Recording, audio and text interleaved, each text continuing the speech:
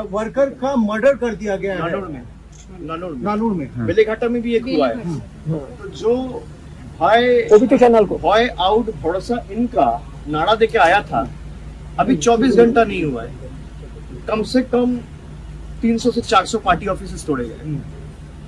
कम से कम 150 ऐसे कैंडिडेट्स हैं हमारे जिनके घर के अंदर घुस के हमला चलाया गया है, जिनके नीचे गराज में या पार्टी ऑफिस में एकदम घुस के तोड़फोड़ मचाया गया है। तो ये है बीजेपी का, भाजपा का भरोसा का मॉडल।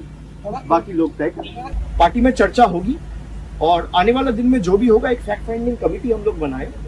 जिस तरीके से हम लोगों के ऊपर टॉर्चर किया जा रहा है, जा जाके पार्टी ऑफिस तोड़े जा रहे हैं, घर में घुस के मारा जा रहा है, हर जगह पे आपने देखा है। कल रात भर हम लोगों के पार्टी वर्कर्स के ऊपर जिस तरीके से अत्याचार हुआ है, मैं सबको यही कहूंगा कि तृणमूल के जितने भी सैनिक हैं, आप एकदम स्ट्रांग रहो, पार्टी आपके साथ डट के खड़ा है और जहां तक हमें जाना पड़े हम आपके लिए जाएंगे।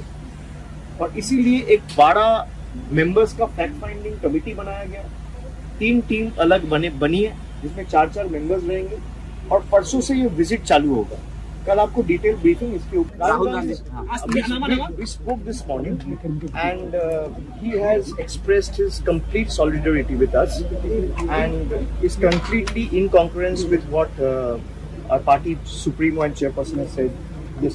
4 তারিখ সন্ধ্যে অবধি অপেক্ষা করতে হবে না, 1টার পর থেকে ডিজে বাজবে রবীন্দ্রসঙ্গীতের সুরে। আরে সব ধমকি চমকি না দিয়ে যদি বুকের পাটা থাকে আর সৎ সাহস থাকে, 4 তারিখ কলকাতায় থাকবেন, বেলা 12টার পর দেখা হয়। 4 তারিখ 12টার পরে কোন জল্লাদের কত ক্ষমতা আর কার দিল্লির বাবা কাকে বাঁচাতে আসে আমি 4 তারিখ দেখব। অভিষেক বন্দ্যোপাধ্যায় বলছেন যে এখন পর্যন্ত নাকি 300 পার্টি অফিস ভাঙছে, 150 যাদের পার্টি ওয়ার্কার ছিল তাদের বাড়ি বাড়ি গিয়ে ধরে মানে পিটাচ্ছে। তার মধ্যে নানুরে একজন, আরও একজনের কথা তিনি বললেন। তো ভালো কথা, যদিও এরকম হিংসাত্মক ঘটনার সমর্থন আমরা করি না, কিন্তু করার দরকারও নেই। কিন্তু সবথেকে প্রথমে এই অভিষেক ব্যানার্জি কি বলেছিলেন আপনাদের মনে আছে? এই অভিষেক ব্যানার্জি মানে বলেছিলেন, আপনারা তো ভিডিওতে শুনলেন, যে 4 তারিখ 12টার পর মানে রবীন্দ্র সঙ্গীতের সুরে ডিজে বাজবে, ডিজে। ভাবুন, এবং মানে 4 তারিখের বেলা 12টার পরে কোন জল্লাদের কত ক্ষমতা আর কার দিল্লির বাবা কাকে বাঁচাতে আসে আমি দেখব। একাধিক ভাইরাল ভিডিও, এদিকে রেজাল্ট হবে আর তার সাথে সাথে অভিষেক বন্দ্যোপাধ্যায় এই ধরনের বিস্ফোরক একের পর এক ভাষণ দিয়ে গেছেন। কিন্তু এখন অভিষেক বন্দ্যোপাধ্যায় কি বলছেন, যে 300-র মতো ইতিমধ্যেই পার্টি অফিস ভেঙেছে। 2টা এই ধরনের ঘটনা ঘটেছে, যারা হয়তো মানুষ মারা গেছেন।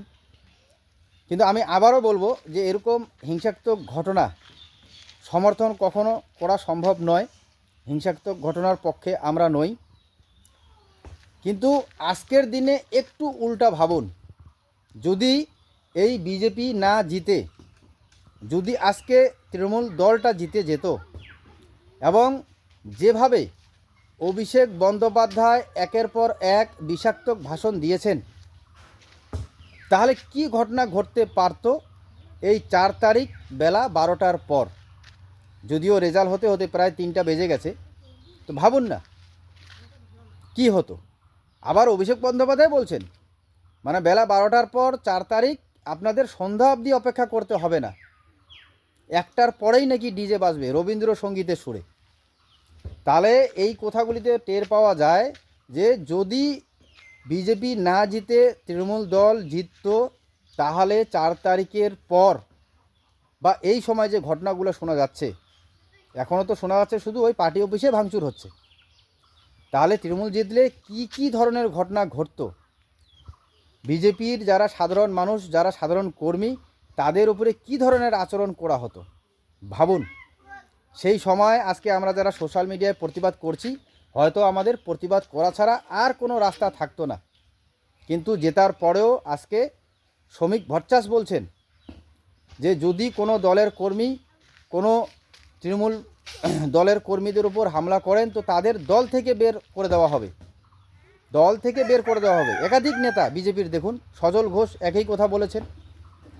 কিন্তু আমরা কি শুনেছি যে কোনো তৃণমূলের বড় লিডার তো বাদ দেন, এই অভিষেক বন্দ্যোপাধ্যায় কোনো ইলেকশনের আগে তিনি বলেছেন যে জেতার পরে কোনো বিজেপি কর্মীর বাড়িতে ভাঙচুর করবেন না, বা দল থেকে যদি কারো এরকম শোনা যায়। এরকম তো অনেক ভোট হয়ে গেল, পঞ্চায়েত ভোট হয়ে গেল, আপনার 2021, 2016 বিধানসভা ভোট হয়ে গেল। শুনেছি আমরা অভিষেক বন্দ্যোপাধ্যায়ের কাছে? শুনিনি। এবং ইলেকশনের পরে দেখা গেছে অনেক বিজেপি কর্মীর বাড়ি ভাঙচুর হয়েছে, কিন্তু তারপরেও কি আমরা শুনেছি? শুনিনি, কখনো শুনিনি। কোনো ভোটের রেজাল্টের পরে তৃণমূল জিতেছে এবং একাধিক বিজেপি কর্মীর বাড়ি, সিপিআইএম কর্মীর বাড়ি, কংগ্রেস কর্মীর বাড়ি, একাধিক নেতা কর্মী, কত হতাহতের খবর, কত বাড়ি ভাঙচুর জ্বালিয়ে দেওয়া হয়েছে, বিজেপিদের বাড়ি মানে মাসকে মাস ঘর ছাড়া হয়েছিল। কিন্তু এই অভিষেক বন্দ্যোপাধ্যায় বলুন, হ্যাঁ, মুখ্যমন্ত্রী মমতা ব্যানার্জি কথা বলুন, এখন তো প্রাক্তন, কোনো সময় আমরা শুনেছিলাম যে তারা এই সজল ঘোষ বা শ্রমিক ভট্টাচার্যের মতো বলেছেন যে যারা এরকম কাজ করবেন, যারা বিরোধী কর্মীদের বাড়িঘর ভাঙচুর করবেন, তাদেরকে আমরা দল থেকে বের করে দেব? বলেননি। উল্টা সেই দুষ্কৃতীদের, সেই তৃণমূলের দুষ্কৃতীদের, সেই তৃণমূলের কর্মীদের উৎসাহিত দিচ্ছেন অনেকবার আমরা দেখেছি। এবং এই 2026-এর ভোটেও এরা আগের থেকে ক্লিন যে আমরা জিতে যাব, যার জন্যই অভিষেক বন্দ্যোপাধ্যায় এই বিস্ফোরক মন্তব্যগুলো করেছেন। রবীন্দ্র সুরের সঙ্গীতে ডিজে বাজবে, বেলা সন্ধ্যার দিকে অপেক্ষা করতে হবে না, 4 তারিখ বেলা 12টার পরে দেখবেন। তো এই হচ্ছে কথা। তো যাই হোক বন্ধুরা, আমি আবারও বলবো যে এরকম হিংসাত্মক ঘটনা বা পাল্টা কোনো তৃণমূলের বাড়ি ভাঙচুর আমরা সমর্থন করি না, বা এটা করাও ঠিক নয়। কারণ কোনো রাজনৈতিক দল ক্ষমতায় সারাক্ষণ কিন্তু থাকবে না, যে কোনো দল আসবে আবার চলে যাবে। ঠিক যেমন তৃণমূলের পতন হলো, এরকমই হয়তো কোনো দিন আমরা দেখব যে এই বিজেপি দলটাও আর পশ্চিমবঙ্গে নেই। তো কাজেই আপনারা আবেগ নিয়ে কারো কাছে কোনো মারামারি বা কাউকে কিছু করবেন না। এখন দল জিতে গেছে, আপনারা আপনাদের মতো কাজকর্ম করুন। হ্যাঁ, তৃণমূল দল যে ভুল করছে সেই ভুল যাতে না হয়, এটা বিজেপি কর্মীদের এবং সাধারণ যারা কর্মী আছেন তাদেরও খেয়াল রাখতে হবে। সজাগ থাকবেন। ধন্যবাদ।